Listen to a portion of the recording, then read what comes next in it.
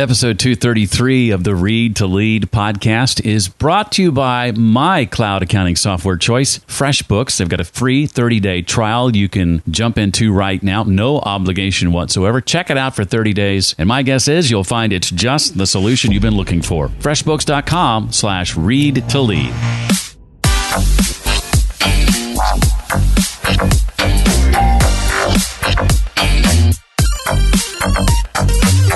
Think back to your childhood. Think back to maybe before you had kids. What were those things that you loved doing? Because there's probably some iteration of that that's still true today. Hello, and welcome to the Read to Lead podcast. This is the podcast dedicated to your personal and professional growth. You see, I believe that if you desire to achieve true success in business and in life, then things like intentional and consistent reading are a must. I say often that the Read to Lead podcast is going to help you narrow your reading list. And by that, I mean I'm curating the books you need to pay attention to. But I'm often told by friends and listeners, as recently as this past weekend, that all I do is help grow people's reading lists more and more. And all I want to say to that is, well, I guess there are worse things in life. In a moment, you and I will be joined by Jessica Turner. She lives right here in my town, Nashville, Tennessee, and she's authored a couple of books, including the brand new book, Stretched Too Thin: How Working Moms Can Lose the Guilt, Work Smarter, and Thrive. Now, I know what you may be thinking. Jeff, I'm not a working mom. Or, Jeff, I'm not married. Or, Jeff, I don't have kids. Well, here's a surprise. I'm not a working mom, and though I am married, I don't have kids. And guess what? I got tons out of this book. But as you listen in, I want you to be considering, if you're not a working mom, who you know who is. Who might this book be a godsend for? And listen with that set of ears on. Sound good?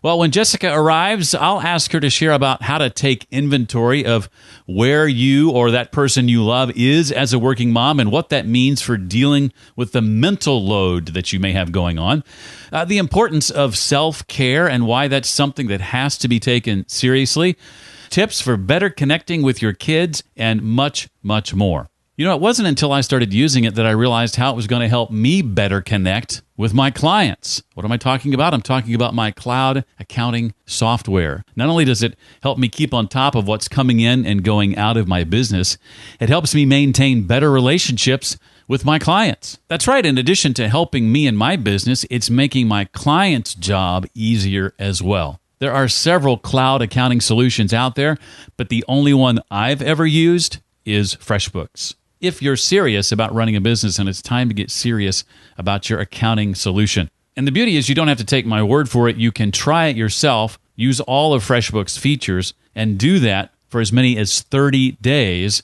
before deciding whether or not it's something you ultimately want to use. So what does that mean? Well, it means no obligation, no credit card required at sign up. Get in there, dig around, see if you like it. And if you don't, no harm, no foul. To find out more, go to freshbooks.com/read to lead and be sure and enter Read to Lead in the How Did You Hear About Us section so they know where you came from. That web address, one more time, is freshbooks.com/read to lead. Jessica Turner is the author of the Wall Street Journal best-selling book, The Fringe Hours, and she's also the founder of the popular lifestyle blog, The Mom Creative. She's an award-winning marketing pro, a sought-after speaker, and a freelance writer. And she's also been featured in media outlets like The Today Show, O Magazine, and Inc.com, among others. Her brand new book out today is called Stretched Too Thin: How Working Moms Can Lose the Guilt, Work Smarter, and Thrive. And I'm delighted to have her here. Jessica, welcome officially to Read to Lead. Thanks so much for having me. I'm really honored to be here. Well, I thought I'd have you start off by talking about some of what you address right away in the very beginning of the book, this need to evaluate where you are as a working mom is sort of your first order of business, and then what you call that sort of mental load that comes with things like also being oftentimes your home's manager. Right. Well, it was really important to me. So I work full time in corporate America in addition to running my lifestyle blog and writing and speaking. And I didn't want the book to just be my story of being a working mom with 3 kids, but really a story that would relate to any working mom in any setting, whether that's full time, part time, at home, at an office, anywhere in between. And so I think evaluating where you're coming from was really important as you set out to read the book. And so I ask women a lot of questions about what does life look like for them. And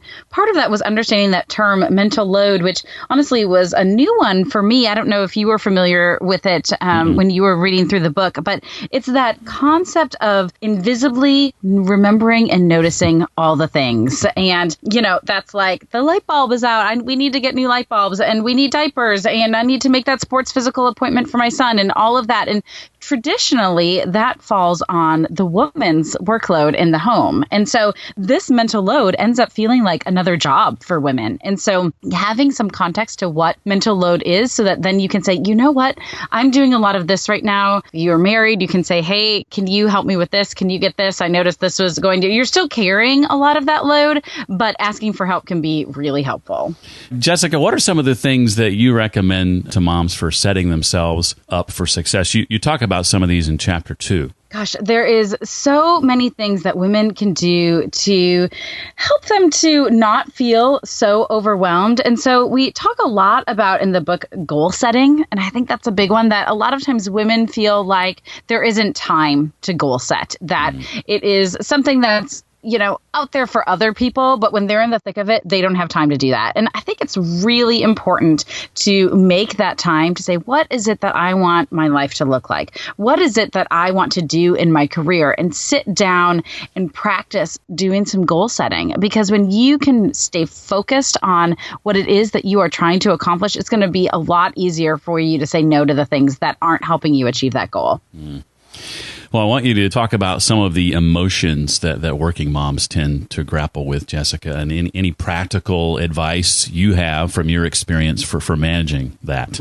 Oh, goodness. There's so many. So I surveyed 2,000 women as part of the research for this book, and they're all working moms, and asked them what their biggest pain points were. And in addition to things like managing their homes and practicing self-care and creating boundaries at work, it was emotions. It was feelings of guilt and frustration and comparison and exhaustion. And we go into these in depth in the book, but I'll say for guilt, which was really the biggest one for women, is there's two types of guilt. There is the type of guilt that can help you to make a change. So if you're always feeling guilty about missing a child's event, maybe you look at adjusting your work schedule and seeing if you might be able to get a little more flexibility so you can be there. You work one longer day so you can work a shorter day and you can pick your child up or something like that. So sometimes that guilt can prompt us to make a change in our life. Now, other times that guilt is self-imposed. We are telling ourselves a lie. There's nothing you can do to change it except changing it yourself. And so I think it is recognizing when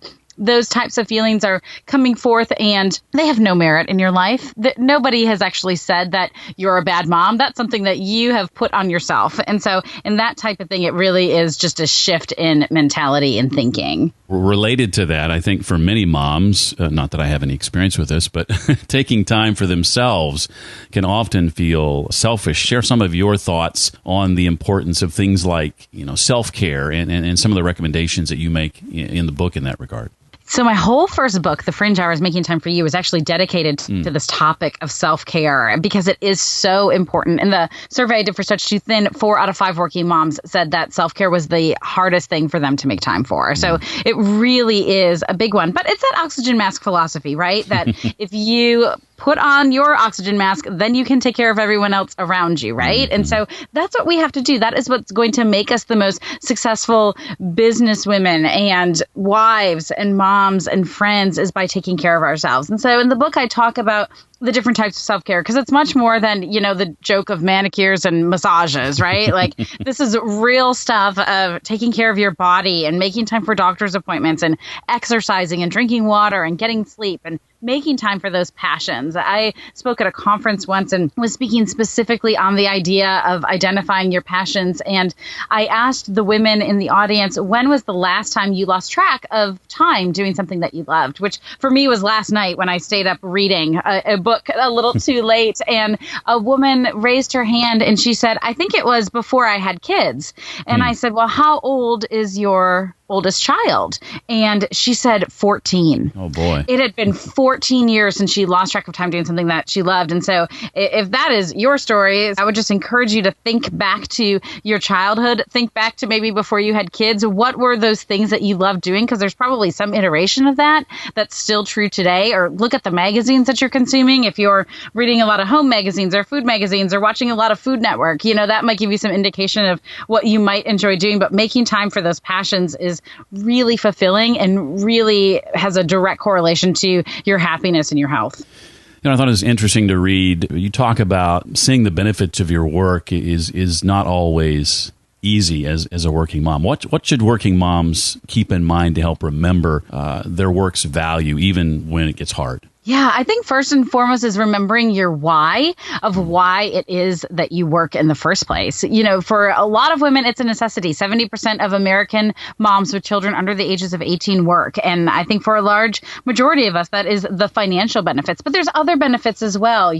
When we work, we have the opportunity to use our talents. I know I work in corporate marketing, and there is no place in my home that I could use marketing talents in the same way that I do in my office and in my career in healthcare. I think friendship is another big one. A lot of women work with other people. And when you're at somewhere 20, 30, 40 hours a week, that's an opportunity to connect with other adults and cultivate really meaningful friendship. It's also a really positive impact on our kids. And I think we don't realize that. I think there's this discussion in culture that, if you're a working mom, that is not good for your children. But it's actually fantastic. I mean, data from Harvard shows that women who work outside the home teach their kids that their work is normal, that they're going to be more likely to have work and earn higher wages than children who come from homes where their parents didn't work, their moms didn't work in particular. Men who are raised by working mothers are more likely to contribute to household chores and spend more time caring for their families. It's incredible. There is a real benefit to our kids, not just in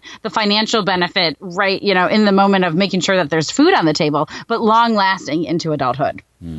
I had not heard some of those stats. It's fascinating. I had sometimes hear critics say things like, well, if you don't want to be a stressed, guilty feeling working mom, then don't work.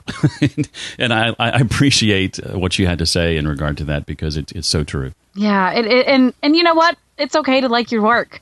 It is more than okay. That is normal. Nobody is saying that to men, honestly. Sure. No offense to you, but it really is a conversation that seems to be much more prevalent in the working mom space. And so I think it's important to change that conversation. And I appreciate you having me on here, even though, Stretched Too Thin was not your target book probably that you wanted to read. Oh, I got so much out of it, though. I really, really did. And it was one of those where when I first sat down to read it, going into it, I thought, is there anything in this for me? But I found, though I don't have kids of my own, I am married, but we don't have kids. I mean, just giving me just a better understanding of women in that position, if nothing else. Yeah, I love hearing that. Thank you for saying that. Well, not every working mom has a spouse, of course, but Jessica has dedicated a chapter in the book to investing in your marriage. Jessica, why was it important to you to include this particular chapter?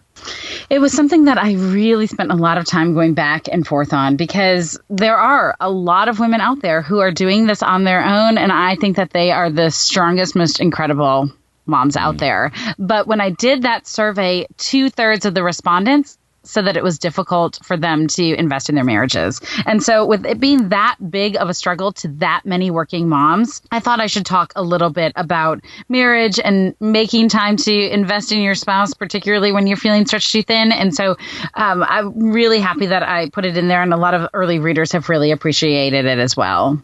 Well, going back to something we were talking about a moment ago, and some of the guilt that can sometimes be associated with being a working mom and some of the emotions that have to be dealt with. Every working mom wants to feel, connected to her kids, but I think a lot of moms second guess themselves oftentimes in how they're doing in that area. What have been some ways you've managed to succeed, Jessica, in truly connecting with your kids? The biggest thing that I have learned, and this is backed up by data as well, is that it isn't the quantity of time that I have with my children, it's the quality of the time that I have with them. And so I try to be really present when I'm with them. Now, this, of course, doesn't happen 100% of the time, but, my little boy this morning said, I want to snuggle with you on the couch. And I stopped what I was doing, I put down my phone, and I just gave him that attention that he wanted. And so I think that's the biggest lesson for me, is that when I'm present with them, to really be present. I get home from work work between 5:30 and 6 every night, and they go to bed at 8. So that isn't a lot of time. And so I don't need my laptop open during that 2.5 hours. I don't need to be responding to Instagrams during that period of time. And so I try to be really present with them and really connect with each one of them during the time that we have together. Now, speaking of your home, how have you managed to create a home that is peaceful and organized? No. That is so that is the biggest pain point for working moms is managing their homes. And so there's certain things that I think I do really well.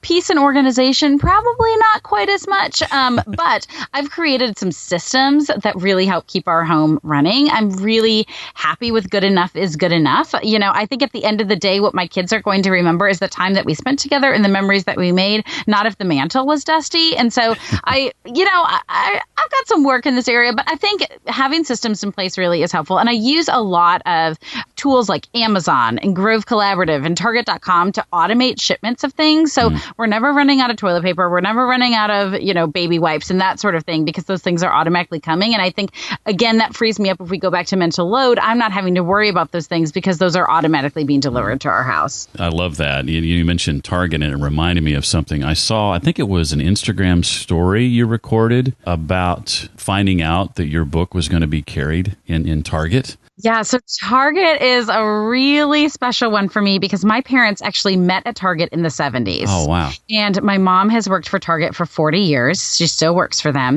And so Target is literally in my blood. And so when I found out that Target was going to be carrying it across the nation, I just went wild. I cried. Mom cried. Dad cried. We all cried. And then it also got picked up to have a video on the back wall in electronics. So, they have those really massive screens back there. And so for the next month or so, I will be back there talking about signs that you're a stretched too thin mom shopping in Target, which I think is something we all can relate to. Well, you mentioned friendships at work earlier. Talk about the importance of friendships outside of work and what you do to maintain them. What advice do you have there? I think you have to put it on the calendar.